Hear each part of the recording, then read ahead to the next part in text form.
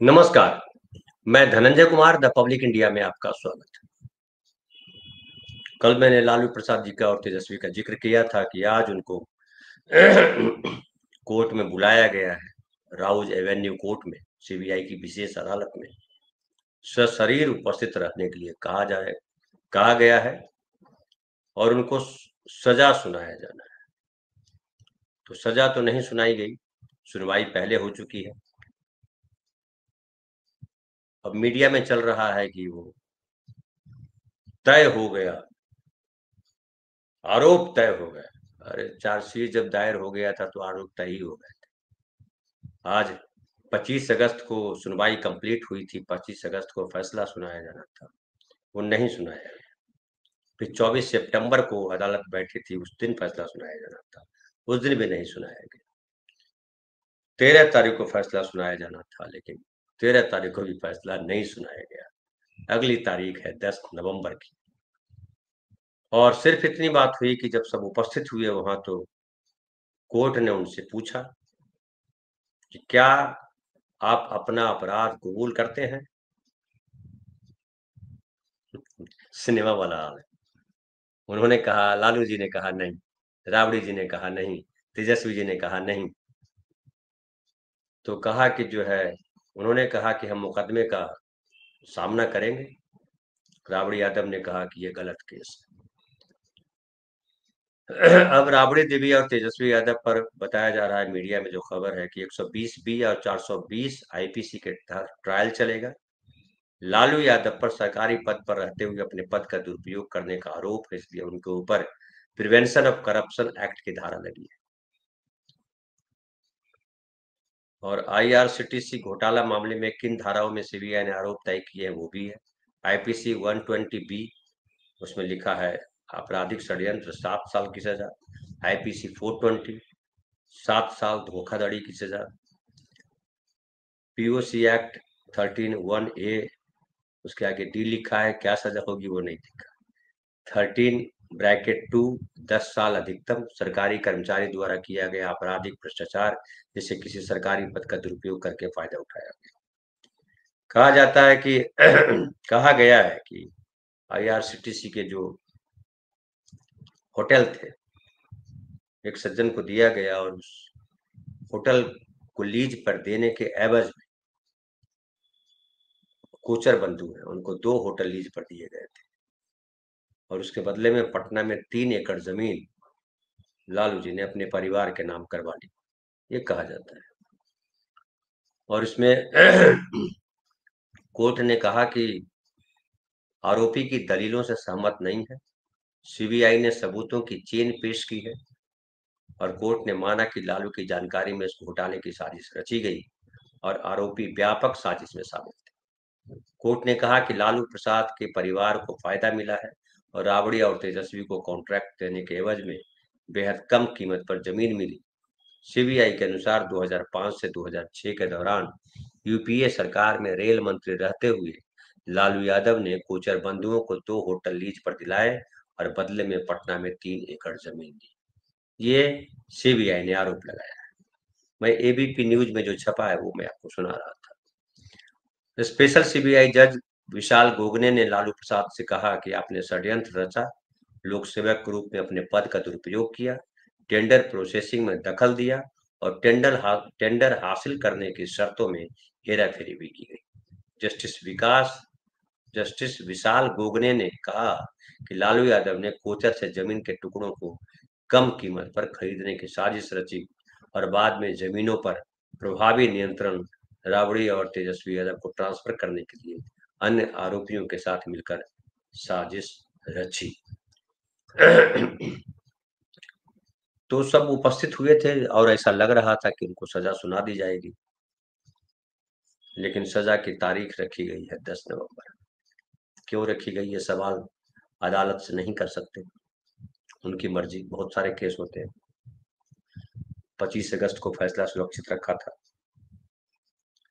25 अगस्त, और आज 14 अक्टूबर है। लेकिन खैर, अब सवाल उठता है कि मीडिया में जो गटर मीडिया है वो चीख रहा है लालू जी के पर आरोप तय। 120B के तहत 7 साल की जेल, 420 के तहत 7 साल की जेल, 13(2) के तहत 10 साल की जेल। अब वो बोला जाएगा, लेकिन क्या असल है कि क्या इसका असर बिहार में चुनाव पर होगा? करप्शन के मामले ऐसे हैं, और ये जो अदालतों में जब मामले जाते हैं तो किस तरह से चलते हैं। कई मामले हैं जहां सीबीआई ने सब कुछ जमा कर दिया, बोला कि एकदम करप्ट है, या ये हत्यारा है, ये फलाना है, बहुत हुआ। लेकिन पता चलता है कि 10-10 साल बाद, 15-15 साल बाद कोर्ट जो है बाइज्जत बरी कर देती है। खुद सीबीआई वापस ले लेती है कि नहीं, कोई सबूत नहीं। ये खेल इस देश में चल रहा है, लोग देख रहे हैं, एक नहीं अनेकों मामले हैं। लेकिन समर्थ को नहीं दोष गोसाई तुलसीदास जी कह गए, उसी को हम भी दोहरा देते हैं आपके सामने। जो सामर्थ्यवान है वही भगवान है, और भगवान को कोई दोष नहीं। भगवान जो सब करते हैं वो लीला है, सब जगत के संचालन के लिए, जगत को चलाने के लिए प्रभु लीला रचते हैं। तो ये जो जो सरकार होती है, संवैधानिक सरकार होती है, उसमें कोर्ट भी प्रभु की भूमिका में ही है। जज साहब जो चाहे करें। और पिछले कुछ सालों में ठीक है कि एक व्यवस्था है, उस सिस्टम को सबको मानना है, हमको भी मानना है, आपको भी लेकिन जो इकबाल था अदालतों का, सीबीआई का, ईडी का, सरकार का, वो इकबाल जाता रहा। अब सजा सुना दीजिए, बंद कर दीजिए जेल में, आप बाइज्जत बरी कर दीजिए, केस मुकदमा बंद कर दीजिए, पब्लिक जानती है। और चुनाव में ये पब्लिक जो जानती है वही काम होता है, इसलिए जन अदालत को विशेष वैल्यू दिया गया है। अब सवाल उठता है कि ये आरोप तय हो जाने से क्या एनडीए को कोई फायदा मिलेगा? क्या महागठबंधन को कुछ नुकसान होगा? यही सवाल है। अब देखिए 10 तारीख को फैसला होना है। 10 तारीख को अब सुनाया जाएगा, ऐसा अगली डेट है। और उस डेट पे भी सुनाया जाता है कि नहीं। 11 तारीख को दूसरे चरण का चुनाव है। 6 नवंबर को पहले चरण का चुनाव, 11 नवंबर को दूसरे चरण का चुनाव। मतलब आधा चुनाव हो जाएगा, आधा चुनाव के बाद फैसला आएगा। जमीन पे अगर सही मायने में कहिए तो इससे बिहार के अंदर आरजेडी की कोई छवि खराब नहीं होती। उनके सबके अपने अपने भक्त हैं, आरजेडी के भी अपने भक्त हैं।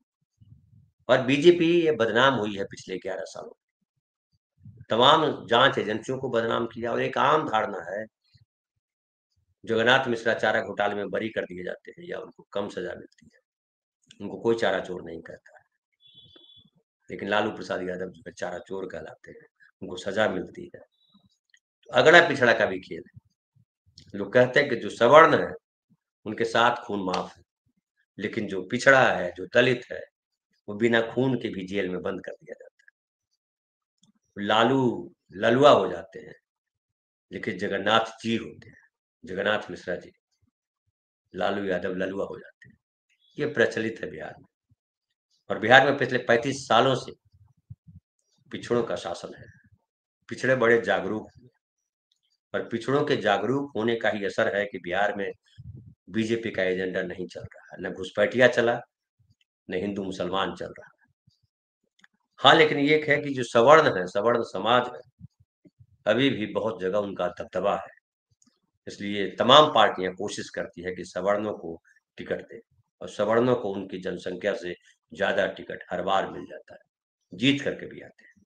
क्योंकि चुनाव जीतने के लिए मीडिया पर कंट्रोल चाहिए, चुनाव जीतने पैसे चाहिए, चुनाव जीतने के लिए बाहुबल चाहिए, चुनाव जीतने के लिए रसूख चाहिए, वो सारे होते हैं।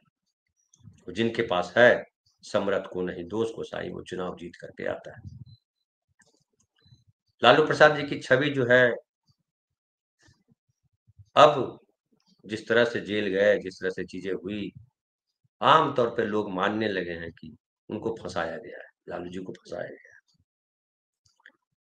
क्योंकि वो लगातार हम सब देख रहे हैं कि ढेर सारे बड़े बड़े चोर जो है उसका कुछ पता नहीं चलता। वो शरीफ बने रहते हैं, उनके खिलाफ कोई सबूत नहीं मिलता है, वो बाइज्जत बरी किए जाते हैं, बड़ी जल्दी बरी कर दिए जाते हैं, उनका केस लंबा नहीं खींचा जाता है।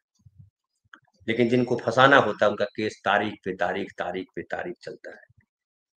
जैसे राहुल गांधी का ले लीजिए, सोनिया गांधी का जो मुकदमा है, नेशनल हेराल्ड वाला मुकदमा चल रहा है, पता नहीं कब तक चलेगा। जब तक सरकार है, बीजेपी सरकार है, तब तक तो चलेगा ही चलेगा। तो लालू जी पे भी है, तेजस्वी ने, हालांकि तेजस्वी ने कहा है कि तब मैं उम्र में छोटा था, लेकिन लोग जो वहां पे है वो मान रहे हैं कि अब सत्ता परिवर्तन जरूरी है। महागठबंधन ने अपने सीटों का बंटवारा कर दिया है और बीजेपी बराबर, यानी मोदी बराबर नीतीश, नीतीश बराबर मोदी हो गया है। दोनों 101 सीट पर चुनाव लड़ रहे हैं। मांझी जी को 6 सीट दी गई, उपेंद्र कुशवाहा जी को 6 सीट दी गई, चिराग पासवान को 29 सीट दी गई। हालांकि जो क्राइटेरिया तय किया गया उसमें कम सीट ही, जो जितने लोकसभा पे चुनाव लड़ा है उसको उस तरीके से सीटें दी गई। और जनता दल यू का कहना था कि हम आपसे 1 सीट ज्यादा पर लड़ेंगे, वो हो नहीं पाया। दोनों बराबर बराबर सीटों पर लड़ रहा है। अब ये भी चल रहा है कि नीतीश कुमार 101, बाकी जो है ये 29 सीट और 6 सीट, 6 दूनी 12 और 29, 41 सीट, तो कुल मिलाकर के 142 सीट पर बीजेपी ही लड़ रही है और नीतीश कुमार को इस तरह से पटकनी दे दी। कई नैरेटिव चल रहे हैं, लेकिन बिहार पे अब ये भी चल रहा है कि महागठबंधन का अब तक फैसला नहीं हुआ। लेकिन महागठबंधन में जो 2 प्रमुख घटक दल है जिनकी वजह से खिंच रहा था, वो है मुकेश सहनी और माले, कम्युनिस्ट पार्टियां। उन लोगों का था कि ज्यादा सीट चाहिए। अब वो स्कोप बचा नहीं, चूंकि अगर मुकेश सहनी अगर छोड़ के जाते भी हैं तो कहाँ जाएंगे? क्या बीजेपी उनको एडजस्ट करेगी, अपनी सीटें कम करके उनको देगी? पिछली बार 13 सीट उनको दी गई थी, लेकिन तब चिराग नहीं थे उस तरफ, चिराग अकेले इंडिपेंडेंट लड़े थे। तो क्या मुकेश सहनी अकेले चुनाव लड़ेंगे पूरे विधानसभा सीट पर, या जितना पे लड़ना चाहते हैं? प्रशांत किशोर ने 51 सीटों पर भी घोषणा की है और लड़ेंगे। अभी खुद प्रशांत किशोर कहाँ से लड़ेंगे अभी तक उनको पता नहीं है, और कहा जा रहा है कि वो राघोपुर सीट से लड़ना चाहते हैं। राघोपुर तेजस्वी की सीट है, 2015-2020 में तेजस्वी वहीं से लड़े थे। उसके पहले लालू प्रसाद यादव लड़ते थे, उसके पहले राबड़ी देवी भी लड़ी, और 2010 के चुनाव में राबड़ी देवी को भारी मतों से हराया था सतीश कुमार, जो बीजेपी के थे, राघोपुर से। और प्रशांत किशोर ने बाकायदा दावा किया है कि तेजस्वी ने इसीलिए 2 सीट पर चुनाव लड़ना तय किया है। फुलपरास है समस्तीपुर, वहां से भी लड़ेंगे, क्योंकि उसको डर है कि हार हो जाएगी, वो राहुल गांधी वाली गति होने वाली है, जिससे राहुल गांधी के साथ अमेठी में हुआ। तो खुद लड़ेंगे प्रशांत किशोर, तब वो भी देखा जाएगा। उसके अलावा AIMIM जो है उसने अब तक 31 सीटों पर या 32 सीटों पर घोषणा की है, और माना जा रहा है कि AIMIM महागठबंधन के वोटों को काटेगा। पिछली बार 5 सीटें मिली थी सीमांचल इलाकों से, लेकिन इस बार 32 सीटों पर लड़ रही है। कितनी सीटें मिलती है समय बताएगा, लेकिन कई सीटों पर वो हार का कारण तो बन सकते हैं महागठबंधन के। तो महागठबंधन के लिए हार का कारण प्रशांत किशोर भी हो सकते हैं, महागठबंधन के लिए हार का कारण AIMIM के नेता भी हो सकते हैं, कुछ बसपा वाले भी हो सकते हैं, कई लोग हैं। एनडीए, लेकिन एनडीए के पास एजेंडा नहीं। जो ये चिराग पासवान है, वो उनको तो 29 ही सीट दी गई, और चिराग पासवान लीड करेंगे बिहार को, ये कहीं दूर दूर से संभावना नहीं दिखाई पड़ती।